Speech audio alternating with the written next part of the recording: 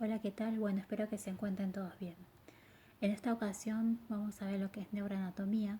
Quien les habla es la licenciada Espinal María, encargada de enseñanza de la unidad docente de enfermería del Hospital Dr. César Milstein, que pertenece a la Universidad de Buenos Aires.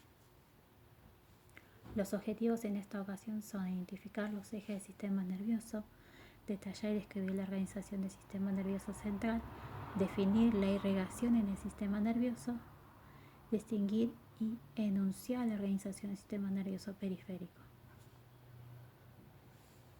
Para comenzar, bueno, en esta imagen podemos observar que es un corte sagital en donde vemos parte de lo que son hemisferios cerebrales, parte de lo que es diencéfalo, mesencéfalo y tronco del encéfalo, al igual que el cerebelo. Bueno, vemos una línea que se traza en parte de lo que es los hemisferios cerebrales y diencéfalo, denominando lo que era anterior rostral y lo que era posterior. Antes para nosotros ahora se dice caudal. Y lo que es superior pasa a ser dorsal y lo que es ventral antes era inferior. Otra línea que se traza parte de lo que es mesencéfalo y tronco del encéfalo, donde antes denominábamos anterior, ahora es ventral, lo que era posterior es dorsal y lo que es inferior va a ser caudal y lo que es superior va a ser rostral. ¿Por qué este cambio de nombres? Debido al desarrollo embriológico que se da intrauterino del sistema nervioso central. La organización de este sistema va a estar dado uno central y uno periférico. En lo que es central vamos a tener lo que es el encéfalo, por los que es el cerebro, los hemisferios cerebrales, el cerebelo y tronco del encéfalo. Tronco del encéfalo por lo que es mesencéfalo, protuberancia y bulbo raquídeo. Y sin olvidarnos de la médula espinal. En cambio, lo que es el sistema nervioso periférico vamos a tener lo que es somático, por un lado que son los nervios espinales y los pares craneales o nervios craneales. Por otro lado, lo que es autónomo vegetativo, donde se diferencia lo que es simpático y parasimpático. Bien, la unidad funcional del sistema nervioso es la neurona. Presenta dendritas que reciben los impulsos nerviosos, presenta un soma o un cuerpo donde se procesa la información y por último un axón, en donde se envían los impulsos nerviosos. Ese axón, ¿sí?, puede presentar células, mejor dicho, presenta células de Schwann, ¿sí? Entre medio de esas células Schwann presenta nodos de Ranvier. Mediante esos nódulos hace que la información viaje mucho más rápido y no se pierda. La sinapsis es la comunicación entre dos neuronas. Puede darse de una forma química, eléctrica o mixta. Hay sinapsis axodendríticas, axosomáticas o mixtas, que serían axoxónicas y axosomáticas. En este caso pueden observar distintos tipos de neuronas, ¿sí?, multipolares, bipolares, axoxónicas. En especial la pseudomonopolar es una neurona que nos va a importar cuando se vea el tema de vías, ¿sí?, con una prolongación que va hacia central y otra que va hacia periferia. En medio se encuentra el cuerpo, el soma. Bien, tenemos que definir también lo que es un cráneo, ¿sí? Por un lado los huesos que pertenecen, huesos craneales, y por otro los huesos faciales, donde está delimitado lo que es superior dorsal, lo que es inferior ventral, lo que es anterior rostral y lo que es posterior caudal. Entonces el hueso del cráneo contiene el encéfalo formado por 8 huesos: frontal 1, parietal 2, temporal 2, occipital 1, efenoides 1 y etmoides 1. En cambio los huesos faciales o huesos de la cara, en los cuales encontramos lo que es el hueso nasal, el hueso lacrimal, palatino, cornete nasal inferior, vómer, cigomático, maxilar y mandibular. Si hacemos un corte coronal, vamos a observar, ¿sí?, de más dorsal a ventral, el hueso frontal y el hueso etmoides marcados como huesos craneales y huesos faciales tales como el hueso cigomático, maxilar superior, el bóver y el mandibular. El encéfalo va a estar dividido en lo que es cerebro, cerebelo y tronco del encéfalo.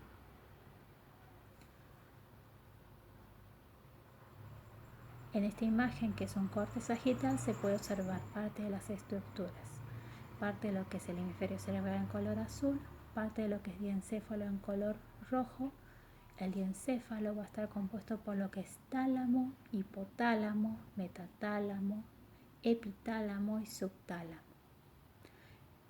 Más hacia ventral encontraríamos lo que es el mesencéfalo, y si continuamos con lo que es puente o protuberancia, después con lo que es médula oblonga o bulbo raquídeo, y esta continúa como médula espinal.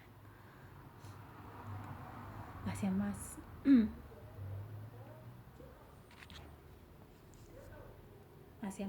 dorsal ubicaríamos lo que es del tronco del encéfalo el cerebelo marcado en color rosa. El cerebro va a presentar una sustancia blanca que está formada principalmente por los axones mielínicos de las neuronas, y la sustancia gris que está formada principalmente por los somas de las neuronas. Haciendo un corte en el encéfalo, un corte coronal, podemos observar que la sustancia gris se encuentra periférica, o sea, hacia afuera, y la sustancia blanca internamente, ¿sí? Por dentro de lo que es el encéfalo vamos a encontrar los núcleos de la base. La sustancia gris no solo se acumula en la corteza, sino que también en el interior como núcleos. Recibe información de la corteza cerebral que luego integra y procesa y la envía al tálamo, el cual la transmite de vuelta a áreas específicas de la corteza cerebral. En la imagen pueden ver lo que es un corte coronal y parte de los núcleos de la base. Tal es el caso del caudado, el putamen, globo pálido. Y una estructura que pertenece al diencéfalo, el tálamo. Otro corte coronal donde observamos los ganglios de la base o núcleos de la base, donde tenemos lo que es el núcleo caudado con sus porciones la cabeza, cuerpo y cola, el núcleo lenticular formado por lo que es el putamen y el globo pálido.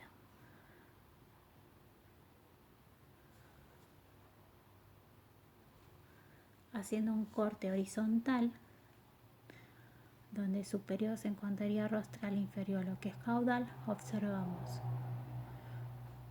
lo que es el caudado, marcado en color verde, y lo que es en celeste los núcleos lentiformes, que está formado a su vez por lo que es putamen, globo pálido.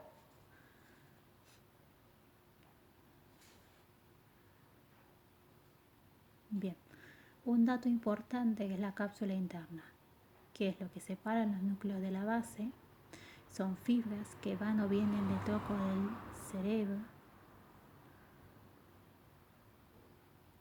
que son fibras que van y vienen y van al tronco cerebral. Y su expansión, o sea, la parte más final del mismo, va a formar lo que es la corona radiata, ya es más cercano a lo que es la corteza. Esta estructura es importante cuando aborden el tema de vías, ¿sí? Porque las vías que usan este segmento, esta cápsula interna, ya sea por lo que es parte del brazo anterior, brazo posterior, rodilla, transitan estas regiones. Y estos dos hemisferios cerebrales, ¿cómo se comunican? Mediante un cuerpo calloso, que es el gran mediador. Su función básica del cuerpo calloso es la transferencia de información entre los dos hemisferios cerebrales. Tiene un tamaño aproximadamente de 10 centímetros. En una cara medial o un corte sagital podemos observar sus partes: rostrum, rodilla, cuerpo y esplenio.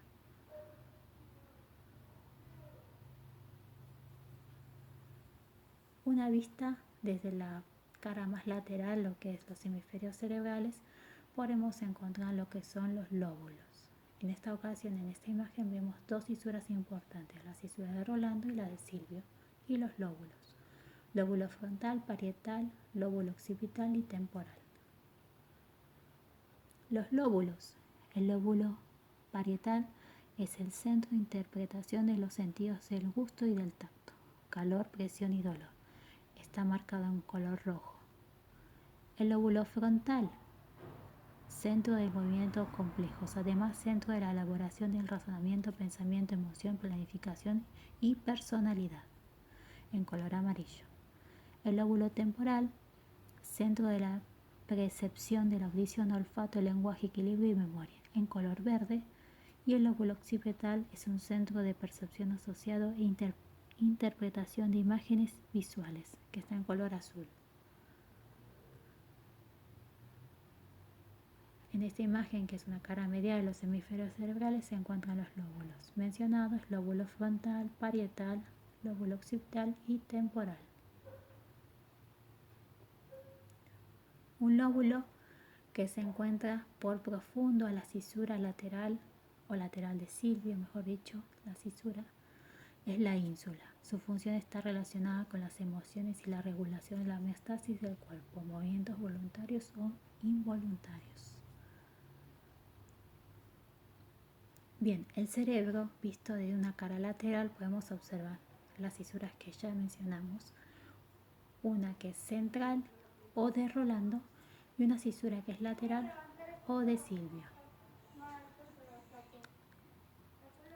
En la cara misma lateral, lo que es el encéfalo, los hemisferios cerebrales, vamos a ver circunvoluciones, que es también llamados como giros, son elevaciones tortuosas de la superficie de la corteza cerebral y separadas por cisuras o surcos. En una vista de un preparado, en una cara lateral, podemos observar esas circunvoluciones. Una de las más importantes es la central, que está marcada en color blanco, amarilla, circunvolución postcentral, en color verde, circunvolución precentral.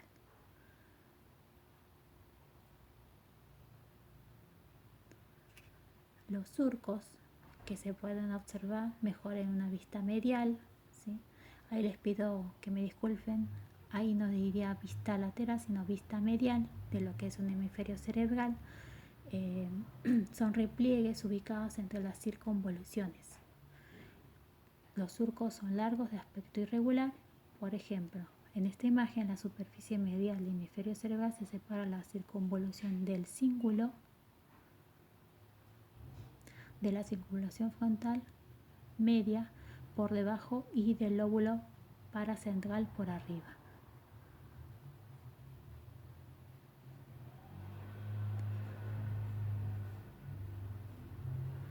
Otra estructura importante, sí, es el cerebelo, que vamos a ver muy poco y brevemente.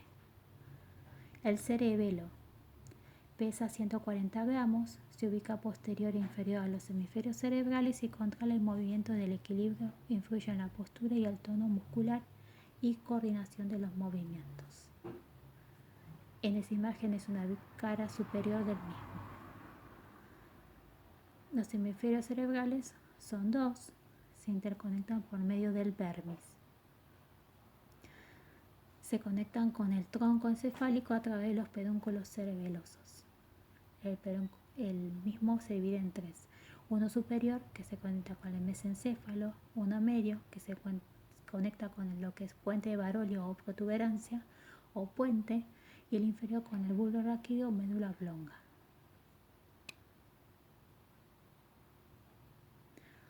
El tronco del encéfalo, ¿sí?, que visto desde rostral a caudal, que antes llamamos superior e inferior, vamos a encontrar lo que es mesencéfalo, ponte o puente, ¿sí?, o protuberancia, y bulbo raquídeo o bulbo, o también llamado médula oblonga.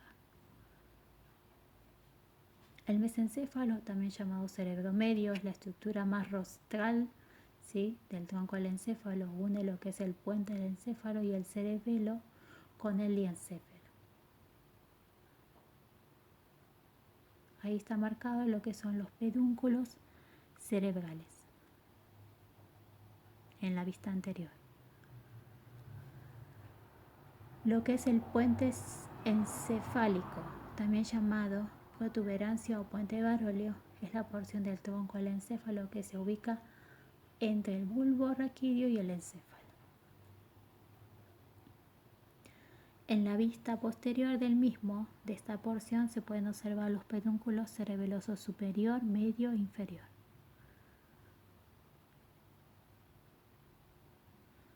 El bulbo raquídeo o médula oblonga es el más caudal de los tres segmentos del tronco del encéfalo, situado entre lo que es puente del encéfalo más rostral y la médula espinal más caudal. Se encuentra en color marcado amarillo en esta ocasión. Algunas funciones de estas porciones del tronco del encéfalo: el mesencéfalo coordina lo que son movimientos del ojo, reflejo de la luz en la pupila, orientación y estado de conciencia. Lo que es protuberancia, regulación motora, información sensitiva de la cara, control facial, masticación, movimiento lateral del ojo, parpadeo. El bulbo, control del ojo, movimientos de la cabeza, capacidad de tragar, latido del corazón, respiración y actividad de las vísceras. Todas estas estructuras que ya mencionamos van a estar envueltas con parte de lo que es el encéfalo con lo que es las meninges. Ubicados, ¿sí?, de lo que es más superficial a profundo, sería lo que es la dura madre, aracnoides y pía madre. La dura madre es la meninge más externa, presenta dos hojas. Una hoja perióstica o endóstica, esta está en contacto con el hueso, y la hoja meningea que está en contacto con la aracnoides. Entre las dos hojas de la dura madre se forman los senos venosos. La hoja meningea de la dura madre emite prolongaciones que se prolongan hacia el interior de la cavidad craneal, que son la hoz del cerebro, tienda del cerebelo, hoz del cerebelo y tienda de la hipófisis. Entre la dura madre y la aracnoides hay un espacio virtual denominado espacio subdural.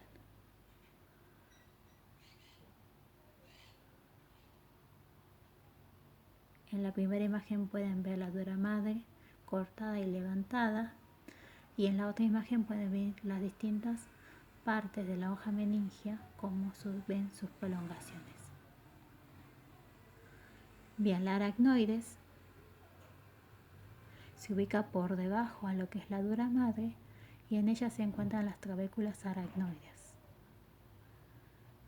Y también se ubica lo que es el espacio subaracnoideo, que como límite hacia más ventral sería la pía madre.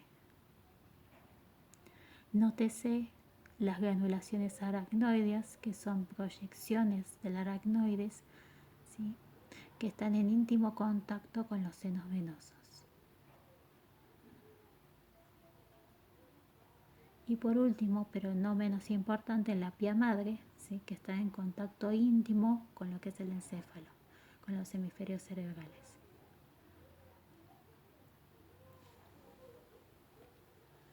Los senos venosos. Los senos venosos participan del drenaje venoso del cerebro. Las venas corticales cerebrales desembocan estos senos venosos. Se forman entre las dos hojas de la dura madre. Participan en la formación de las venas yugulares internas, tanto de la derecha como de la izquierda. Participan en la formación de las venas yugulares. Bien, no olvidar que esto es un dato muy importante, ¿sí? Los senos venosos participan son el seno sagital superior, seno sagital inferior, seno transverso, seno sigmoideo, seno recto, seno occipital y seno cavernoso.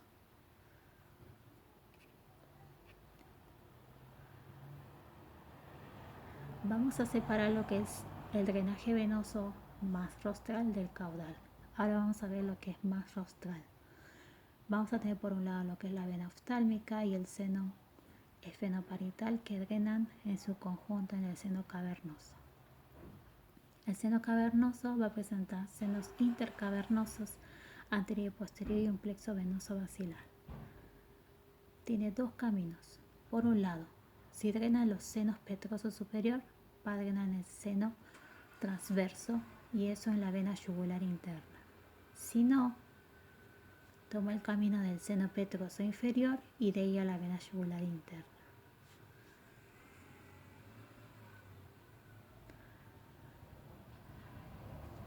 En cambio, lo que es más caudal, sí, vamos a tener por un lado el seno sagital superior que va a drenar en la confluencia de los senos. Por otro lado, el seno sagital inferior drena en el seno recto y el seno recto a la confluencia de los senos. A su vez le llega el afluente del seno occipital. De la confluencia de los senos, su drenaje se va a dar al seno transverso, el seno transverso al seno sigmoide y de ahí a la vena yugular interna. En cuanto a lo que es la irrigación, en esta ocasión vemos una foto, una vista ventral de lo que es el encéfalo o una vista inferior lo pueden encontrar. Irrigación. El encéfalo está irrigado por dos sistemas. El sistema basilar, formado por la arteria basilar que se forma por la unión de las dos arterias vertebrales, y el sistema carotidio formado por las carótidas internas. La unión de estos dos sistemas forma el polígono de Willis.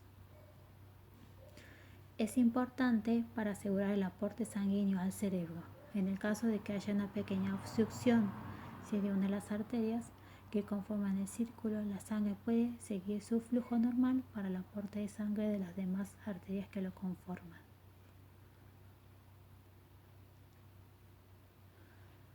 Entonces vas a tener polígono de Willis formado por un sistema carotidio y uno vértebro basilar. Bien, entonces tenemos que separar dos territorios de irrigación, uno dado por la carótida y otro por lo que es la arteria vertebral basilar.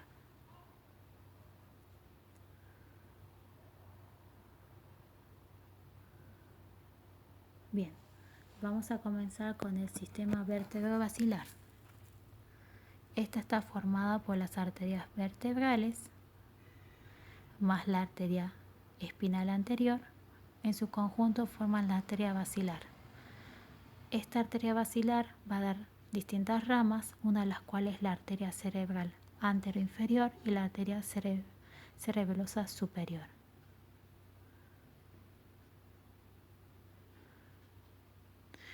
La otra rama que pertenece al cerebelo, ¿sí?, es la arteria cerebelosa posterior-inferior. Da pequeñas ramas pontinas que se van a alojar dando irrigación aparte de lo que es el puente en protuberancia.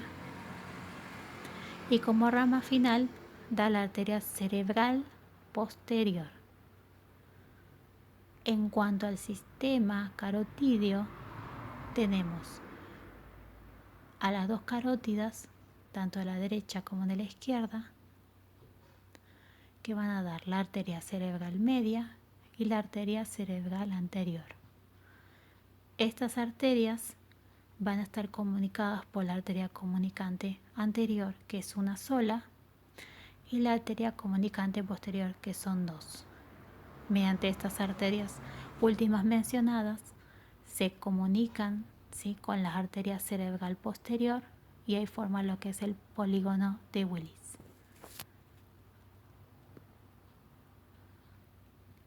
Entonces el polígono de Willis da ramas como la cerebral anterior, cerebral media y cerebral posterior, y comunicantes posteriores, que son dos, y solo una comunicante anterior.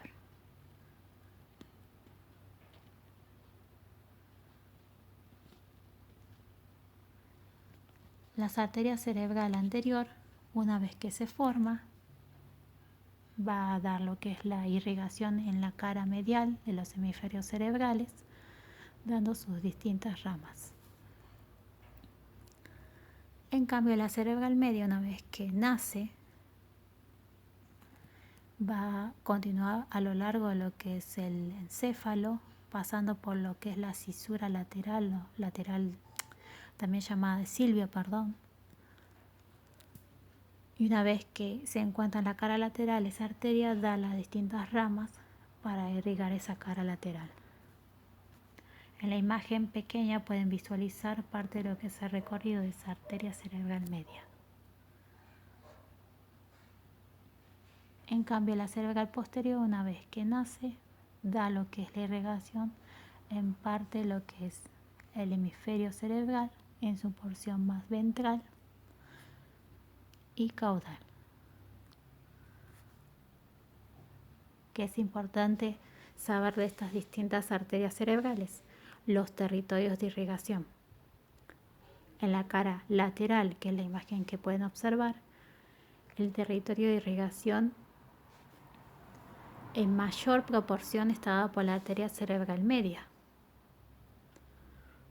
No así la arteria cerebral anterior y posterior.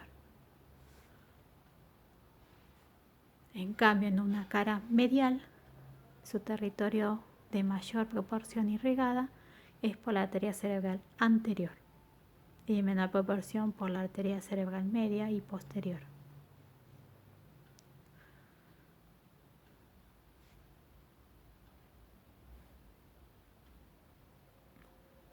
A nivel de lo que es el encéfalo vamos a encontrar lo que es el líquido cefalorraquídeo, o también llamado LCR. El líquido cefalorraquídeo es un ultrafiltrado de plasma. Es sintetizado por el plexo coroideo localizado en los ventrículos laterales y en el techo del tercer ventrículo. El volumen total es de 140 mililitros con una formación de 400 a 500 mililitros por día. Es claro, incoloro, contiene pocas proteínas, glucosa, potasio y grandes cantidades de cloruro de sodio. No tiene componentes celulares. Su función es de sostén y amortiguación del sistema nervioso central contra traumatismos. El cerebro pesa 1500 gramos expuesto al aire, sumergido en líquido cefalorraquídeo pesa solo 50 gramos. La flotabilidad reduce la aceleración del cerebro cuando el cráneo sufre movimientos bruscos. En la primera imagen, que es una vista lateral de lo que es el encéfalo, pueden observar los ventrículos laterales, que es uno derecho y uno izquierdo, el tercer ventrículo, el cuarto ventrículo. Y en la imagen se puede observar con más detalles los ventrículos laterales, el tercero y el cuarto.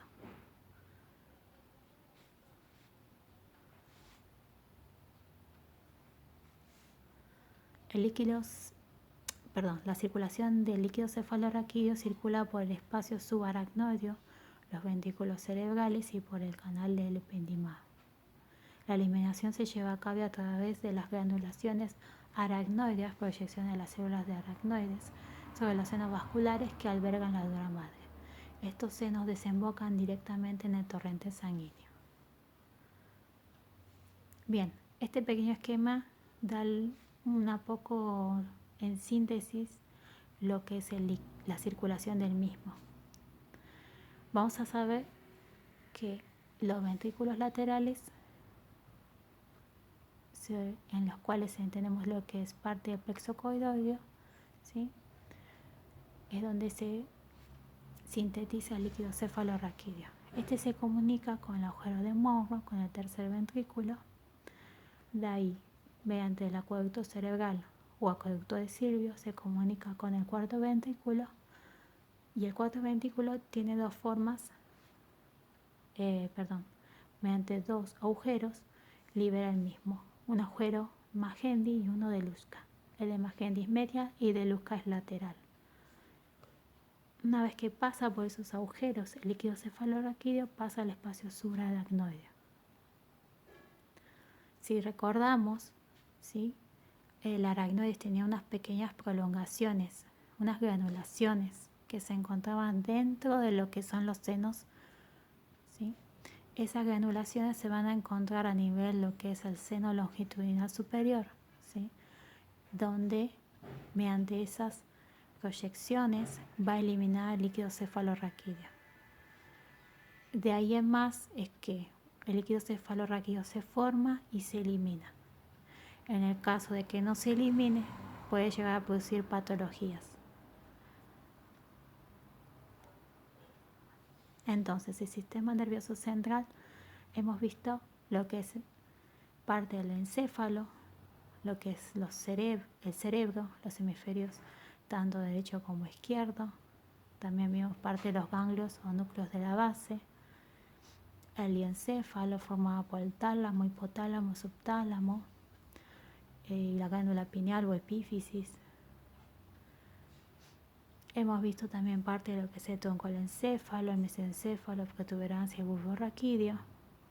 Bulbo raquídeo es el centro de control del corazón y el pulmón. Es muy importante el bulbo raquídeo. Y otro elemento que es el cerebelo, ¿sí? Que se encarga de lo que es la coordinación del equilibrio.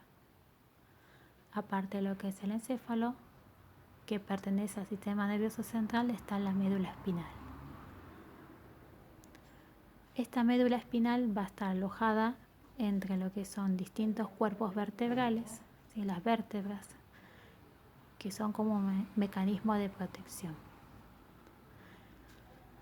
Se extiende desde lo que es el bulbo raquídeo hasta el borde inferior de L1. L1 es lumbar 1, ¿sí? O vértebra lumbar 1 también.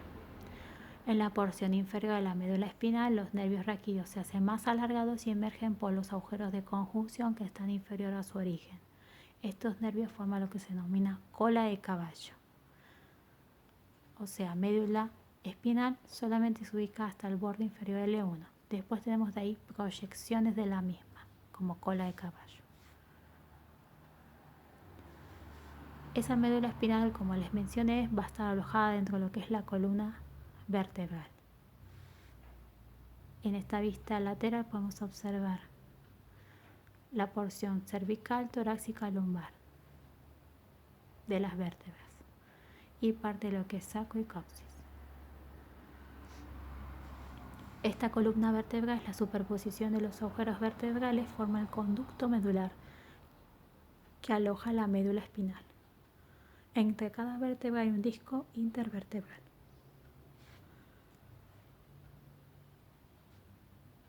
Los agujeros de conjunción o foramen intervertebral se forman entre los dos pedículos de la vértebra. Tiene como contenido el nervio espinal con su raíz anterior y dorsal posterior. Entonces, nosotros tenemos lo que es la médula y sus raíces. La médula va a presentar en forma de H o forma de mariposa la sustancia gris, ¿sí? Y a su alrededor la sustancia blanca.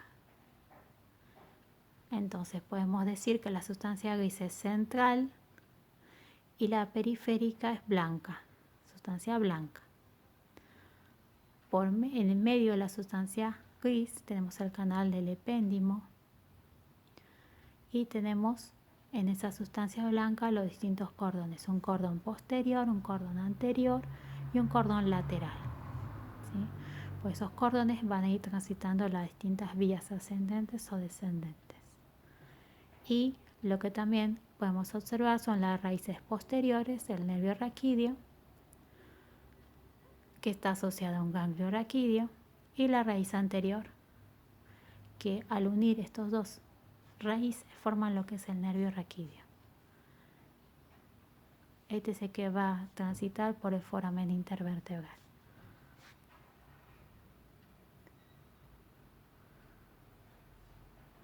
Bien, entonces vimos lo que es sistema nervioso, más que nada el sistema nervioso central, lo que es el encéfalo, cerebro, cerebelo, tronco cerebral y médula espinal. Ahora vamos a ver un poquito de lo que es el sistema nervioso periférico, somático, en especial los nervios craneales, que son 12 pares, y los nervios raquídeos, 13 pares. Lo que tienen que saber con respecto al sistema autónomo, que se divide solamente en simpático y parasimpático, y el entérico, que se ubica en los órganos. Estos mismos lo vamos a ver con mucho más detalle en lo que es fisiología. En cuanto a los pares craneales, son pares, o sea, son 2, y son el número de 12. En esta imagen podemos ver de una vista más rostral lo que es el encéfalo, ¿sí? O una vista más ventral lo que es el tronco del encéfalo. Podemos observar los pares craneales, el 1 que es el olfatorio, el 2 el óptico, el 3 el oculomotor, el 4 troclear, el 5 trigémino, el 6 abducen, el 7 facial, el 8 vestíbulo coclear, el 9 glosofaringio, el 10 el vago, el 11 el accesorio y el 12 el hipogloso. El primer par craneal es el olfatorio, que tiene función sensorial, se encarga de lo que es el olfato. El segundo par craneal es el óptico, que presenta función sensorial, que se encarga de lo que es la visión.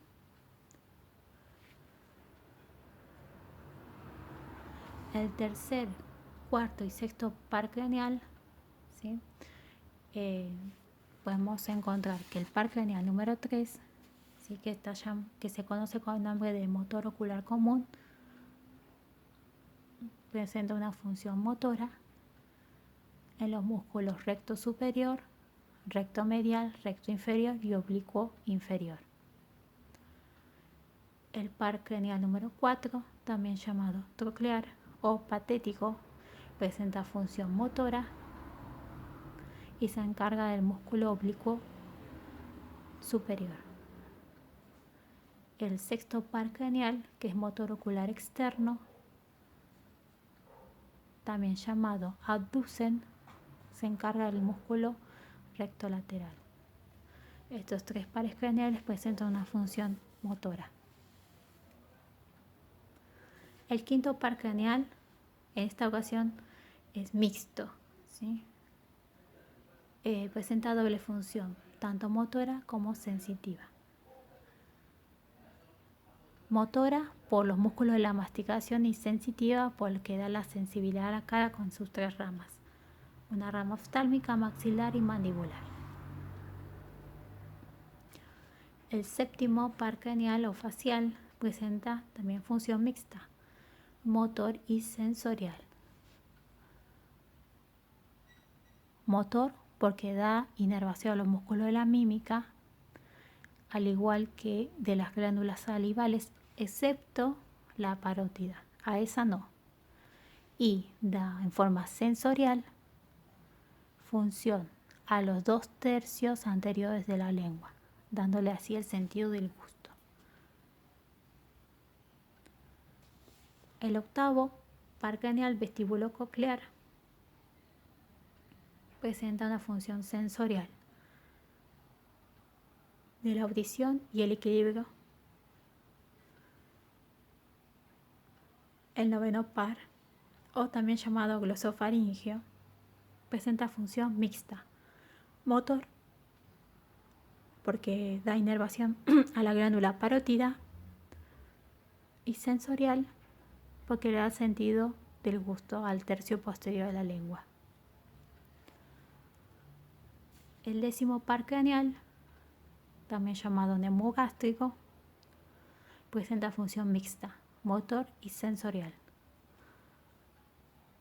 Motor porque da inervación a los músculos de la laringe y faringe, y sensorial porque da sentido del gusto, parte de lo que es la raíz de la lengua. El 11º par craneal, o par craneal número 11, espinal, o también llamado accesorio, tiene función motora.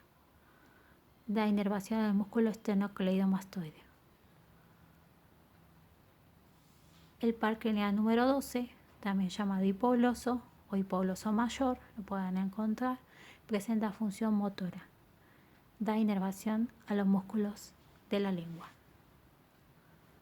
Bueno, este es un pequeño cuadro que realizó la licenciada Kisber, en el cual pueden observar de orden del 1 al 12 los distintos pares craneales con su nombre, función, origen aparente, foramen del cual de la salida del cráneo y la función que realiza cada uno de los mismos.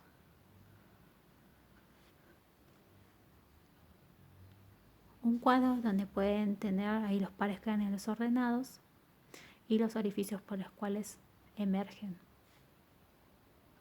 Orificio con respecto a los que presenta el cráneo.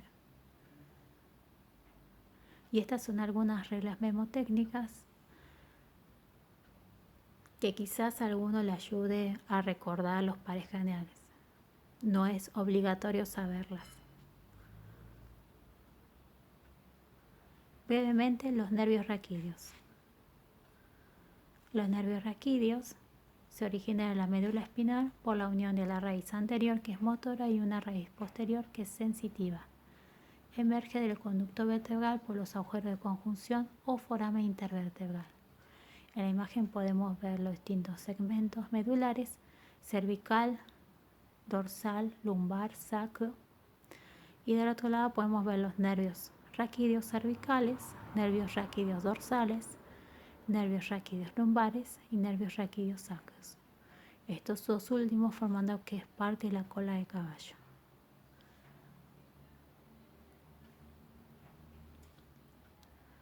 Bueno, espero que las distintas imágenes hayan sido y cuadros de utilidad para ustedes. Si tienen alguna duda, no duden en consultar al mail que figura en la imagen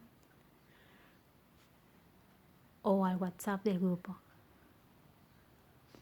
Muchas gracias por su atención y estamos en contacto,